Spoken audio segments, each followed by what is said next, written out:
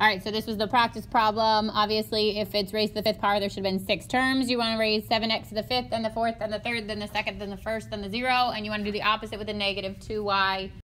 Your answer should have looked like this: 16,807 x to the 5th minus 24,010 x to the 4th y to the 1st plus 13,720 x to the 3rd y to the 2nd minus 3,920 x to the 2nd y to the 3rd plus 560x times y to the 4th minus 32y to the 5th. So the first step was just expanding each of them, again starting with the highest exponent on the first one and then working your way down. And the reverse for the second term, which is that negative 2y. I would do negative 2y to the 0, then to the 1st, 2nd, 3rd, 4th, and 5th. Expand it. And then I used Pascal's triangle to find the 6th row. So it was 1, 5, 10, 10, 5, 1 for my coefficients. That's what's here in the green.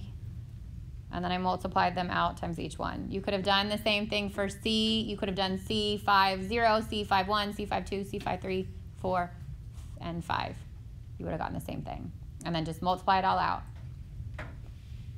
Obviously, it will be a different binomial when I ask you for the nth term. Okay, I'm not going to make you do both the same.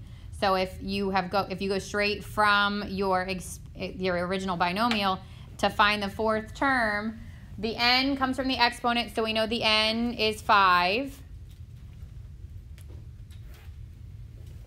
And then the r comes from the term, right? So if the term is the 4th term, what is r? 3. It's always 1 less than that number term.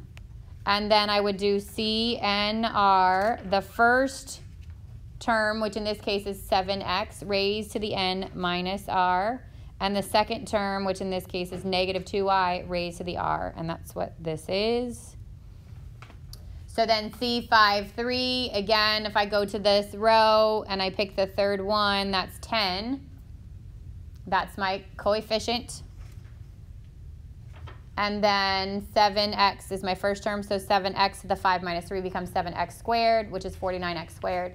And then negative 2y to the 3rd becomes negative 8 times y to the 3rd. Multiply that all out, and you get the negative 3,920 x to the 2nd y to the 3rd. So make sure, obviously, I can just come up here and pick that. Okay, so again, you would go, like, obviously, you could look at what's here. This is the 4th term to check it. However, when it comes to it, you're going to get 2 totally different binomials, so make sure you can expand it and make sure you can also go to that number term. Questions on either of those? Wait, can I see the formula?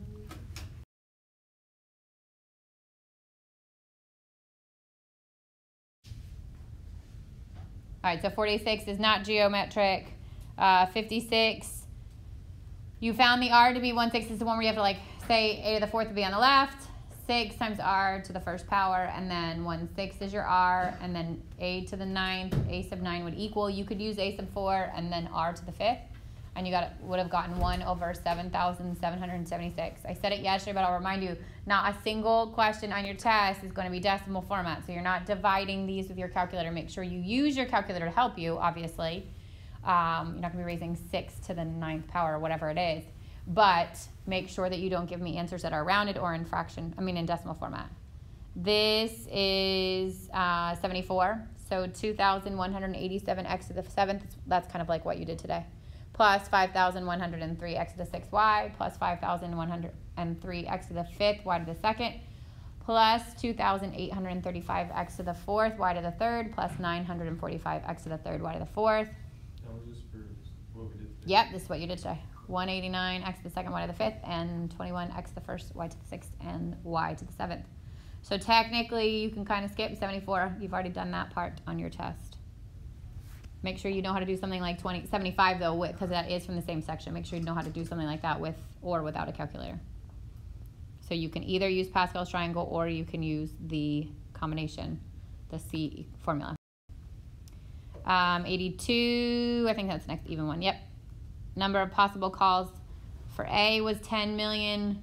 B, if it only can be a 7 or a 6 for the first digit, now you're doing 2 times 10 times 10 times 10 times 10, 7 times. So it would be 2 million. And then C, it's saying it can't begin with a 0 or a 1, which means the first has 8 choices.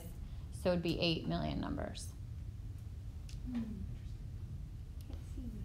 And 96 is 5 out of 324.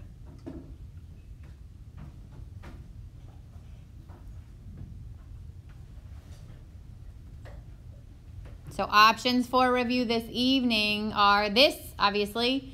The notes that we started yesterday in class, I finished. I posted them in files as it says like teacher version or whatever. That has all those examples worked out. The video also covers that. And you have the extra review that is on your test. Do as much of it as you feel you need. Just don't regret your decision later by not doing enough.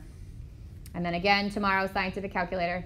So you're going to get like questions, I think it's like 9 through 17 are with the calculator. You'll then remove your calculator and get the second part that's without, which is questions 1 through 8.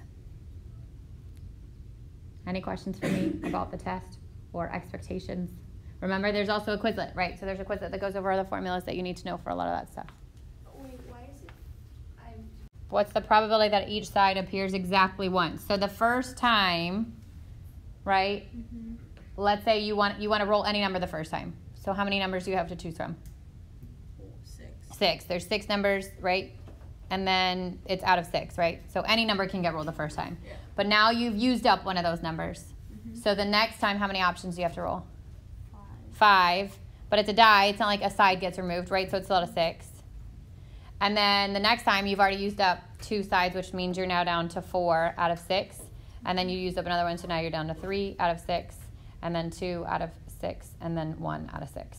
And if you multiply them or reduce, right, this would be 1, this would be 2/3, this would be 1/2, this would be 1/3.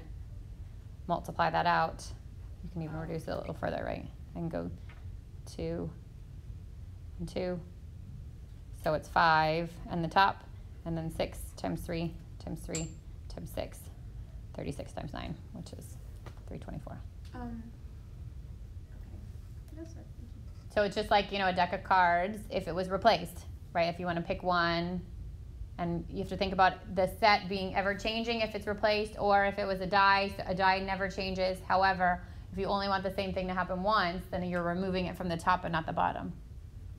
So you want to think about replacement, you want to think about independent, all those kind of activities when you get into probability. And again, all the probability answers will end in fraction format, so reduced fraction format. And there's a chart there for you to kind of practice using a chart. We've used pie charts, we've used regular charts, we've used, what else do we use? Yeah. Excuse me.